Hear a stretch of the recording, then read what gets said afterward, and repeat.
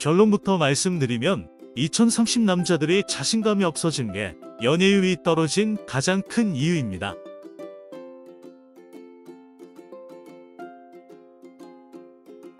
오늘은 해외에서 제가 바라본 한국의 연애율이 떨어진 이유에 대해 말해보겠습니다.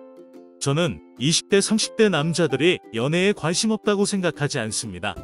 연애 프로그램에 남자들이 많이 출연하고 시청하기 때문이죠. 제가 생각하는 원인은 한국 사회가 남자들의 자신감을 떨어뜨리기 때문입니다. 한국 페미니즘의 특징은 모든 잘못은 남자에게 있다. 남자들은 속죄를 위해 여자에게 좋은 것을 많이, 나쁜 것은 남자가 하라는 겁니다. 무고죄라는 형태로 페미니즘은 뒤틀렸습니다. 지금 사회에서 성범죄자는 살인자보다 더 심한 좋은 글씨가 새겨집니다. 이 사람의 이름은 박기석. 유명한 독립운동가 김고의 암살범을 자신이 가진 방망이로 사적 제재를 가했지만 이 사람을 욕하는 사람이 얼마나 있나요? 만약 학교 폭력 피해자가 일진들이 자신의 가족을 건드리는 것을 보고 홧김에 이를 저질렀으면 어떨까요? 여러분들은 살인은 잘못되었지만 크게 비난하지 않을 겁니다. 저는 살인을 옹호하는 게 아니라 살인은 사이코패스 같은 쾌락살인이 아니면 생각보다 사회적으로 관대하다라는 것입니다. 한번 성범죄자가 되면 평생 제대로 된 직업은 갖지 못하고 살아있는 한 절대 용서받지 못한 채 평생 비난받고 삽니다. 성폭력 무고죄로 인생이 끝장날 뻔한 남자들이 과연 여자들을 믿을 수 있을까요? 개에게 심하게 물렸던 사람은 개를 싫어하게 되고 가정 혹은 학교 폭력을 당했던 사람은 타인을 미워하여 믿지 않습니다. 똑같은 논리로 20대 30대 남자들은 정말 좋아하는 이성이 생겨도 의심부터 하게 됩니다. 즉 자신의 안전을 위해 연애를 선택하기보다는 혼자 즐길 수 있는 것을 찾는 겁니다. 대한민국은 인터넷 보급률이 높은 만큼 누구나 SNS 혹은 문화 강국답게 드라마 혹은 웹툰 등이 끊임없이 나옵니다.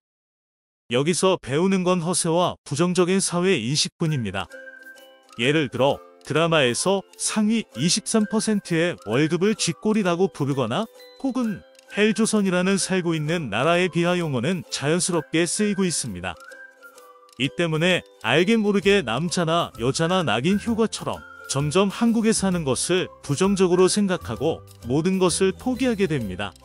이게 왜 연애 더 나아가서 결혼율과 관련된 이유는 연애와 결혼의 시작은 대부분은 남자가 하기 때문입니다. 연애의 경우 남자가 정말 마음에 들어서 여자 쪽에서 고백하는 경우도 간혹 있지만 대부분의 경우는 남자 측에서 먼저 고백을 하여 시작하며 결혼의 경우 여자가 아무리 원해도 남자가 프로포즈하지 않으면 장기 커플로 있다가 헤어집니다. 여러분은 드라마가 아닌 실제로 여자가 무릎 꿇고 남자에게 프로포즈하는 모습을 본 적이 있나요? 미디어에서는 매일같이 상위 10% 이상이 부리는 사치나 한국에 대한 부정적인 뉴스밖에 듣지 못합니다.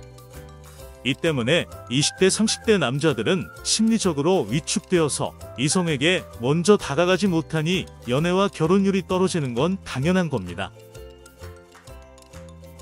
무고죄를 폐지해야 한다 혹은 약화를 주장하는 사람들의 대부분의 논리는 성범죄를 막기 위해서입니다.